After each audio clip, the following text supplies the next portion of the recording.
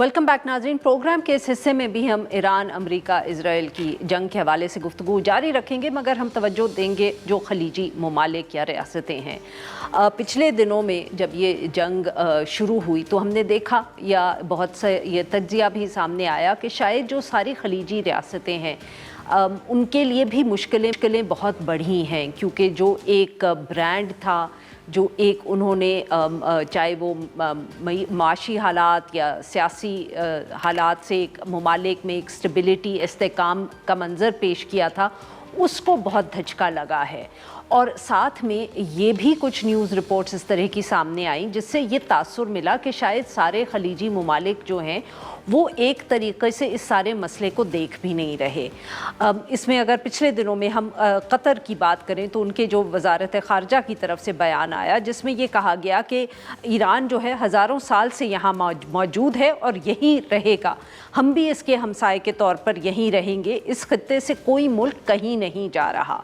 अब ये तो एक बहुत अहम बयान था, इसका जिस तरह तासुर गया, लोगों ने इस पर कमेंट किया, मगर साथ साथ बहुत सी मीडिया रिपोर्ट्स ऐसी भी आई कि कुछ खलीजी रियासतें जो हैं वो चाहती हैं कि अमेरिका जो है अपने हमले जारी रखे जब तक ईरान में कोई ठोस तब्दीली नहीं आ सकती। क्या सारे ममालिक इस तरह देख रहे थे या नहीं? फिर ओमान की तरफ से जो बयानात सामने आए जिसमें उन्होंने वाज़े किया कि किस तरह जो मुज़ाकरात हुए जंग होने से पहले उसमें कसूर किसका था, वो जो न्यूज़ स्टोरी सामने आई उसमें ज़िम्मेदारी किस पर गई, उससे भी लगा कि शायद ओमान भी जो वेस्टर्न एलाइज़ हैं, अमेरिका है, उनसे उनके रवैये से ज़्यादा खुश नहीं है। सो काफ़ी हम कह सकते हैं मुख्तलिफ़ किस्म के हमें ट्रेंड्स जो हैं वो नज़र आए हैं। और इसके साथ साथ ये भी बात सामने आई है कि जो अब सिक्योरिटी होगी इन खलीजी रियासतों की, वो किसकी ज़िम्मेदारी होगी आने वाले दिनों में और उनको ख़तरा किससे होगा। इन सब इशूज़ पे बात करने के लिए आज हमारे मौजूद हैं उसामा बिन जावेद साहब, सीनियर सहाफ़ी हैं, दोहा से हमें ज्वाइन करें। Welcome to the show Usama साहब। उसामा साहब, क्या हम ये आप इत्तफाक करेंगे इस बात से कि शायद ये जो जिस तरह जंग हुई ईरान पर उसकी वजह से हमने बहुत मुख्तलिफ़ किस्म के रवैये मुख्तलिफ़ खलीजी रियासतों में देखे, जिनको हम कह सकते हैं कि कोई ख़ास फ्रिक्शन तो शायद नहीं है बट फॉल्ट लाइन ज़रूर नज़र आई हैं। जी बिल्कुल, आपको ये मेरा ख्याल है ईरान की जंग से पहले चंद साल पीछे जाना पड़ेगा जब ट्रंप 1 प्रेसिडेंसी में आपने इब्राहिम अकॉर्ड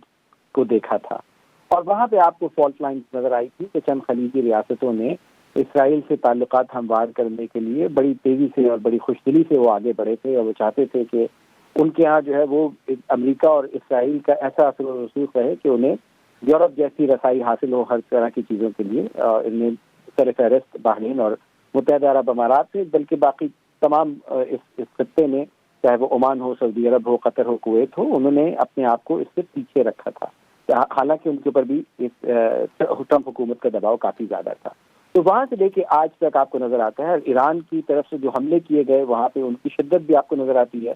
कि बहरीन और मुत्तहिदा अरब अमारात से मुख्तलिफ है, बाकी ममालिक से मुख्तलिफ है। ईरान का कहना यह है कि वो न सिर्फ उन तनसीबात को और अड्डों को निशाना बना रहा है बल्कि इंटेलिजेंस गैदरिंग के वो तमाम जो खुफिया सरगर्मियाँ ईरान के खिलाफ हो रही हैं उनके ठिकानों को भी निशाना बना रहा है, जिसमें उनका ईरान का कहना यह है कि अरब अमारात और बहरीन में वो सर फहरिस्त हैं। तो इस वजह से आपको जब ये जंग शुरू हुई तो नज़र आया कि उन ममालिक का और बाकी खलीज का रवैया खासा मुख्तलिफ है और यहाँ पे आपको दाद देनी पड़ेगी खलीजी ममालिक के तहम्मुल, बर्दाश्त और अक्लमंदी की, क्योंकि वो ये बात जानते हैं कि इस वक्त इसराइल की साजिश ये है, इसराइल की ख्वाहिश ये है कि किसी तरीके से ये खित्ता आपस में उलझ पड़े, इसको एक शिया सुन्नी जंग बना दिया जाए, इसको एक ऐसी जंग बना दिया जाए जिसमें फारसियों को अरबों से लड़ा दिया जाए, शियों को सुन्नी से लड़ा दिया जाए, खलीजियों को इनसे लड़ा दिया जाए जो कि उनके इसराइल के मुताबिक वो लोग हैं जिससे इनकी दुश्मनियाँ हैं। और यहाँ पे आपने जो बयान सदरी वज़ारत ख़ारजा का चलाया वो काफ़ी गहरा बयान है, जिसमें उन्होंने ये कहा कि जी हम पड़ोसी हैं, हम साथ रहते हैं, हमारा जोग्राफिया हमें इकट्ठा रखता है और ना आप हमें कहीं और ले जा सकते हैं ना उन्हें कहीं और ले जा सकते हैं, तो हमें तरीके वो ढूंढने हैं जहाँ पे हम एक दूसरे के साथ रह सकें।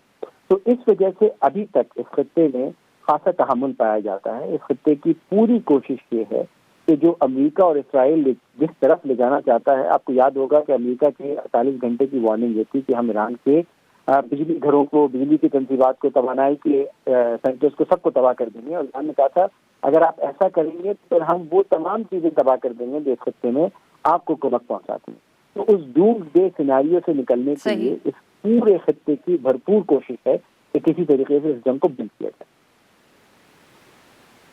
اچھا اسامہ صاحب، یہ بتائیے گا کہ یہ بھی میڈیا رپورٹس آئی ہیں، جیسے آپ نے خود قطر کے بیان کا ذکر کیا، کہ ایران اور قطر کے درمیان شاید کوئی انڈرسٹینڈنگ ہے، کیونکہ جیسے آپ نے بھی کہا کہ زیادہ حملے جو ہو رہے ہیں وہ بحرین، یو اے ای پہ ہو رہے ہیں، قطر پہ شدت کم ہے. سو یہ بھی ایک جس کو کہیں کہ this is a deliberate strategy on the part of Iran, یا ہم کہیں کہ یہ جو خلیجی ممالک ہیں، قطر کے جو تعلقات ہیں ایران سے، یہ اس کی وجہ سے بھی ہو رہا ہے. دیکھیے، پورے خلیج میں ایران کے مختلف مملکتوں سے مختلف تعلقات ہیں. قطر سے تعلقات مختلف اس وجہ سے ہیں کہ ایران کی جو ساؤتھ پارس گیس فیلڈ ہے وہ قطر کا نارتھ فیلڈ ہے، یعنی ایک مشترکہ گیس فیلڈ ہے جو قطر اور ایران کے درمیان ہے، اور ان کے تعلقات اور باقی خلیجی ممالک کے تعلقات بہت مختلف ہیں. قطر میں چاہے وہ غزہ کا معاملہ ہو، چاہے وہ فلسطین کا معاملہ ہو، چاہے وہ افغانستان ہو، تو قطر نے اپنے آپ کو اپنی دستور کے مطابق ایسی جگہ پہ رکھا ہے کہ وہ چاہتا ہے کہ وہ میڈیٹر کا کردار ادا کرے، وہ درمیان میں رہے اور حصہ نہ بنے کسی بھی قسم کی جنگ کا، چاہے وہ ایران ہو، چاہے امریکہ ہو یا کوئی اور ہو. ایک بڑی یونیک سی سچویشن ہے کہ قطر اور ایران جو ہے وہ گیس فیلڈ شیئر کرتے ہیں، اور امریکہ کا سب سے بڑا اڈا بھی قطر میں ہے اس خطے کا. تو اس وجہ سے آپ کو نظر آتا ہے کہ قطر کی جو پالیسی ہے وہ ایسی ہے کہ جس میں وہ مفاہمت چاہتا ہے. وہ یہ نہیں چاہتا کہ قطر پہ جو حملہ ہوا، اس خطے میں جو سب سے بڑا حملہ ہوا ہے وہ قطر پہ ہوا ہے، کہ قطر کی 2 گیس ٹرین جن کی جو تخمینہ لگایا گیا ہے وہ اگلے 5 سال میں 122، 124، 126 ارب ڈالر کا تخمینہ ہے نقصان کا. قطر نے فورس میجور ڈکلیئر کر دیا ہے کہ وہ اپنے جو 98% سورس آف انکم ہے ان کلائنٹس کو گیس نہیں پہنچا سکتا کیونکہ جنگ ہو رہی ہے، اور اس کے اوپر اس کا اتنا نقصان ہو چکا ہے.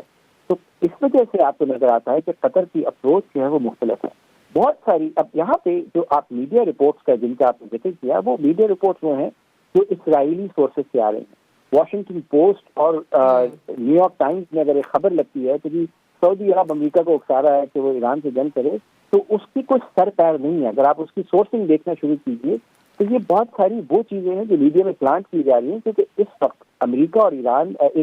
اسرائیل اس بات سے فرسٹریٹ ہو چکے ہیں کہ 1 مہینے بعد ہی خلیجی ریاستیں جو ہیں وہ اس جنگ کا حصہ نہیں بنی ہیں. ایران ابھی بھی ان کے اڈوں کو اور ٹھکانوں کو نشانہ بنا رہا ہے. ایران کے حملے بڑھتے جا رہے ہیں اسرائیل کی مختلف تنصیبات پر، اور امریکہ اب تک بوٹس آن دا گراؤنڈ اور جو برتری اور ایک جنگی کامیابی جو چاہتا تھا کہ جلدی سے اسے مل جائے، اس میں اسے اب تک قریب ناکامی ہوئی.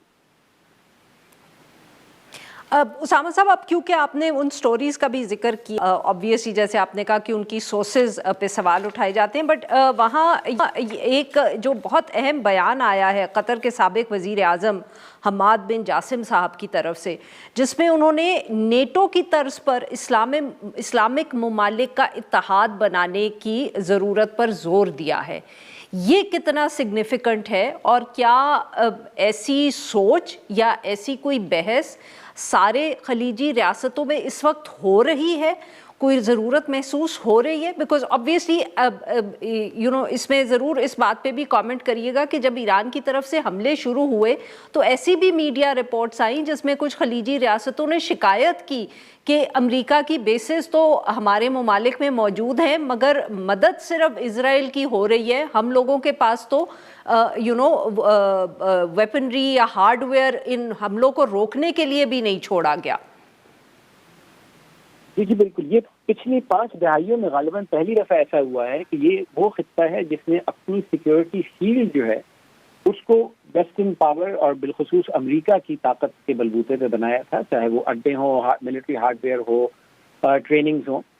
اب یہ ہوا ہے کہ آپ کو متحدہ عرب امارات میں بھی، سعودی عرب میں بھی، کویت میں بھی زبان زد عام پہ یہ ہے کہ جی یہ اڈے ہمارے لیے ذریعہ ہمارے لیے ڈھال ہیں یا ہمارے لیے ایک لائبلٹی ہے، ہمیں پروٹیکشن دے رہے ہیں یا ہمارے لیے ایک درد سر بنے ہوئے. اور آپ نے جس قطری فارن منسٹری کا بیان چلایا اسی پریس کانفرنس میں انہوں نے کہا کہ جی جب یہ معاملہ ختم ہوتا ہے تو ہمیں ایک اسٹریٹجک ری تھنک کی ضرورت ہوگی، ہمیں دوبارہ غور کرنا پڑے گا کہ ہمارے اس پورے خطے کی سیکیورٹی کیسے یقینی بنائی جا سکتی ہے، کیونکہ امریکہ کا جو کردار ہے اس پہ اماراتیوں نے کویتیوں نے بڑی شدید سوال اٹھائے ہیں، بلکہ ملٹی بلینئر اماراتی بزنس مین جو کہ ابراہیم اکارڈز کا حصہ تھے انہوں نے کہا کہ جی ہمیں یہ بتائیے کہ آپ پیسے ہم سے لیتے ہیں، اڈے یہاں بناتے ہیں اور حفاظت اسرائیل کی کرتے ہیں، تو ہمارے لیے یہ بات کس طرح سود مند ثابت ہوتی ہے۔ تو اس خطے کو یکسر تبدیل کر دیا ہے اس جنگ نے۔ ایسا نہیں ہوگا کہ امریکہ سے قطع تعلق طے کر لیا جائے گا، لیکن مجھے یہ نظر آ رہا ہے کہ جس دن اور جب بھی یہ جنگ ختم ہوتی ہے تو پھر آپ کو چین سے، پاکستان سے، ترکی سے اور غالباً یورپ سے مختلف سیکیورٹی کے معاملات نظر آئیں گے، کیونکہ اب اس خطے کو نظر یہ آ رہا ہے کہ جو تنصیبات جو سمجھتے تھے کہ ان کے لیے ڈھال بنیں گی وہ اصل میں ان کے اوپر ایک ہدف بنا رہے ہیں۔ بہت شکریہ اسامہ صاحب، آپ نے ہمارے لیے وقت نکالا۔ ناظرین آج کے لیے بس اتنا ہی، we'll be back on Monday now.